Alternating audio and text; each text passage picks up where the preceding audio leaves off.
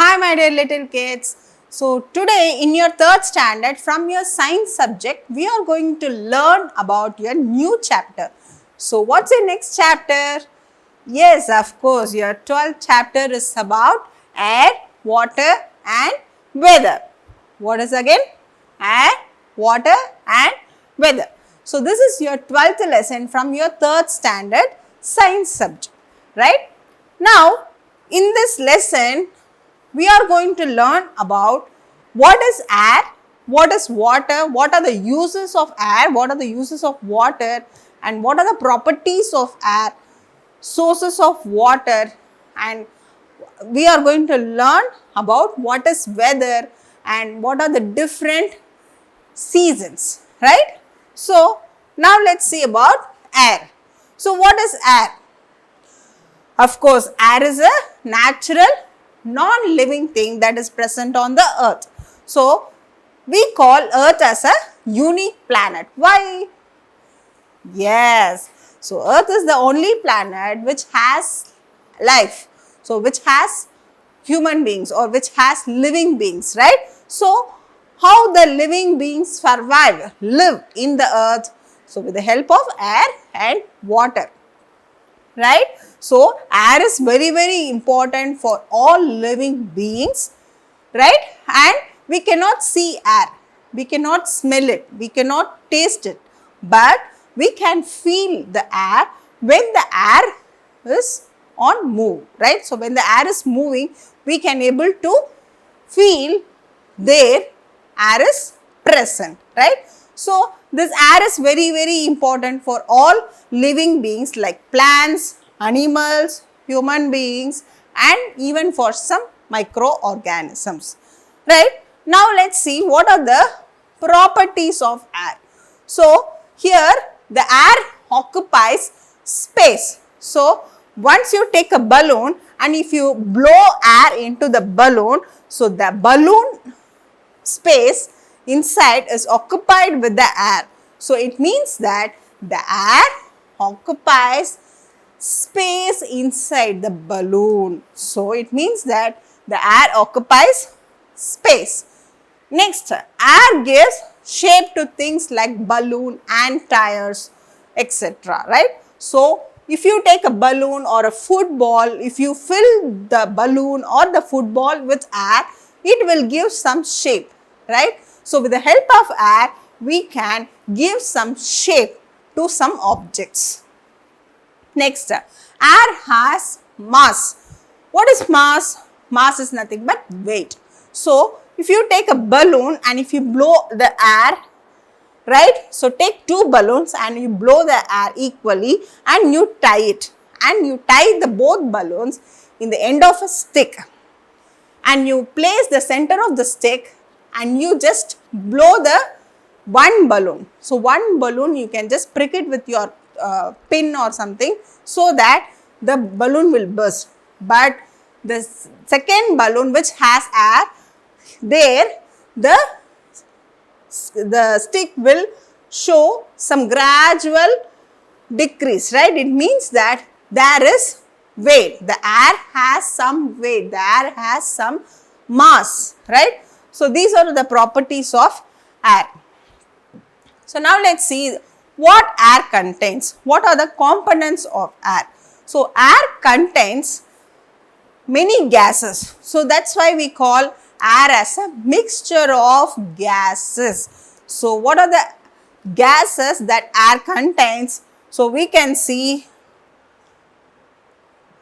so air contains nitrogen,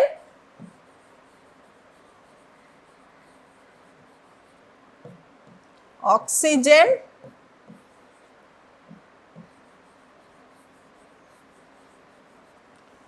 carbon dioxide,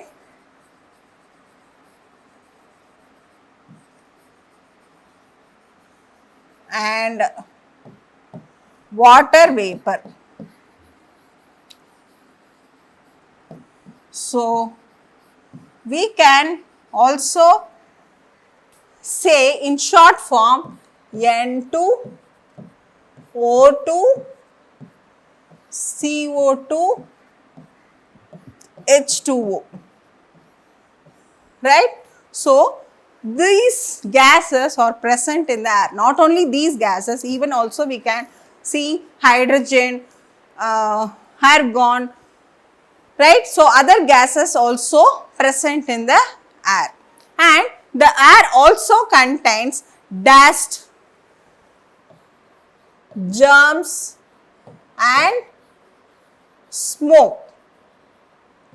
But so these things, they doesn't present naturally in the air. So they come from the smoke from the vehicles or smoke from the factories or industries that are given out, right? So through that smoke, the air is getting polluted with the help of smoke, right? So that's why air also contains smoke, germs and dust. So these are all the gases that is present in the air, and these gases are very important, particularly for all animals, right? Oxygen is very important for all the living beings, right? So during the daytime, the plants use the carbon dioxide and prepare their own food. So carbon dioxide is very important for the plants during the daytime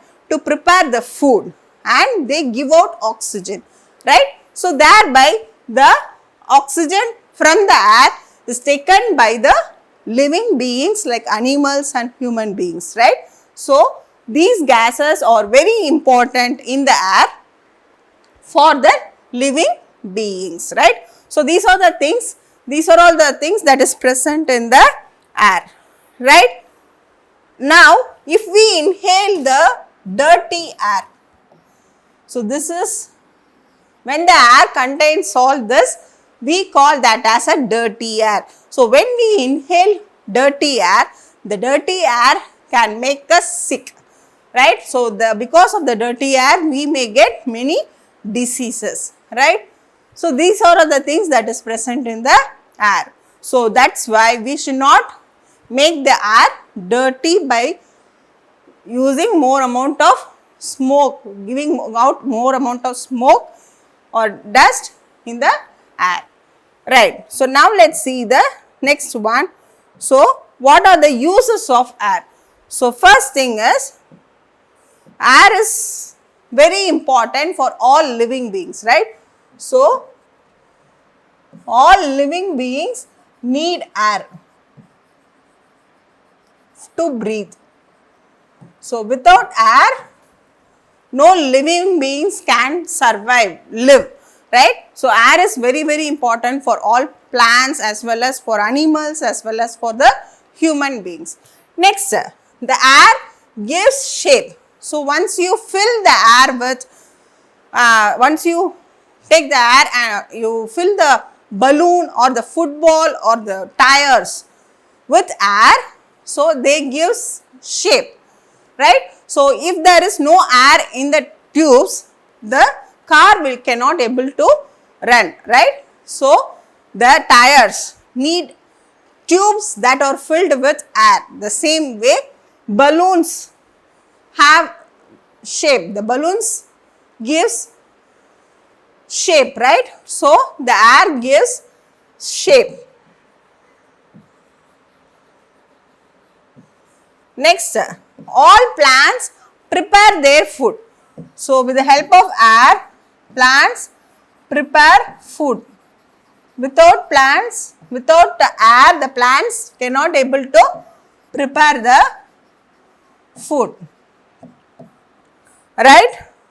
So next one is, air also helps in drying wet cloths or floor. So even if there is no sunlight, even if there is no sun, we can dry the clothes, right? We will dry the clothes near our home, right? So how the clothes are getting dry? So with the help of air only. So the air also dries the floor as well as it will also dry the wet clothes. So these are all the uses of the air. Now let's see about the next one, water. So water is of course very essential for all living beings. So water is again a natural non-living thing that is present on the earth. Now what are the sources of the water? So where do we get the water?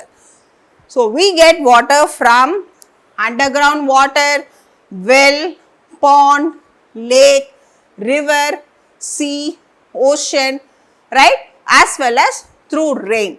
So these are all the sources where we get water, right. So water is very important for drinking as well as for doing some regular activities like bathing, washing, cooking, right. So water is very useful for all these activities.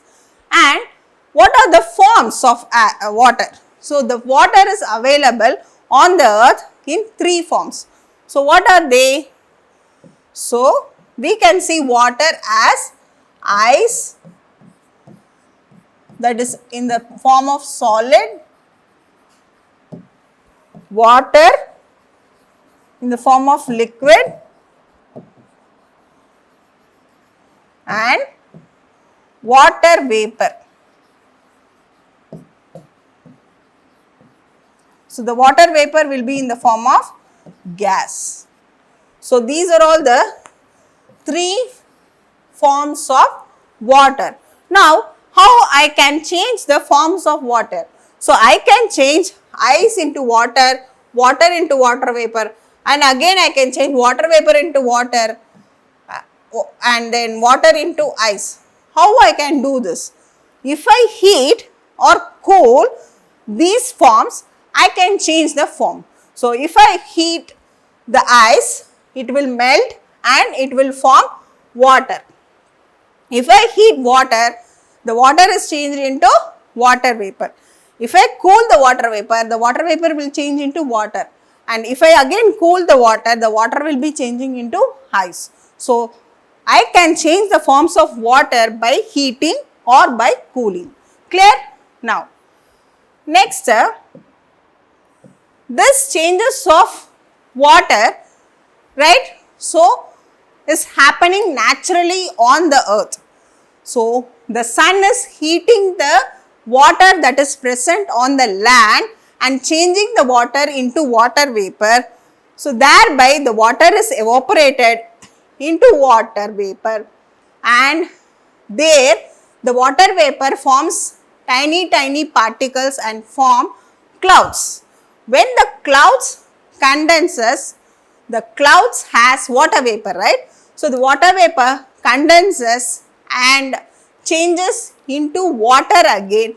So thereby we get rain. So with the help of rain, again the water is filled on all the surface of the earth. Again the cycle is again repeated again. So this continuous change of forms that happens naturally on the earth, right. So that is known as water cycle. So here you can see the water from the water bodies, it may be sea or ocean or lake or pond or river. So or even from the land, the water is evaporated and the water is changed into water vapor forming clouds.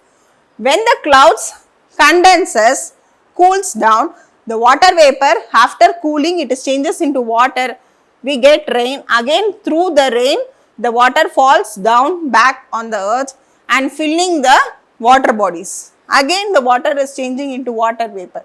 So this process is continuously happening. So after evaporation, condensation, after condensation, collection. So this is happening like a cycle. So this is known as water cycle. So next we are going to see what is evaporation. So in the water cycle you saw the water is changed into water vapor on heating, right. So here what is evaporation means?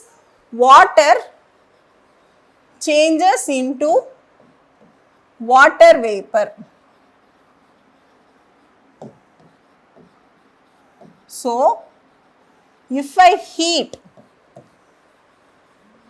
if I heat water into water, I will get water vapor. So, this process is called evaporation. And the next one, condensation. What is condensation? If I cool the water vapor, I can change the water vapor into water again. So, water vapor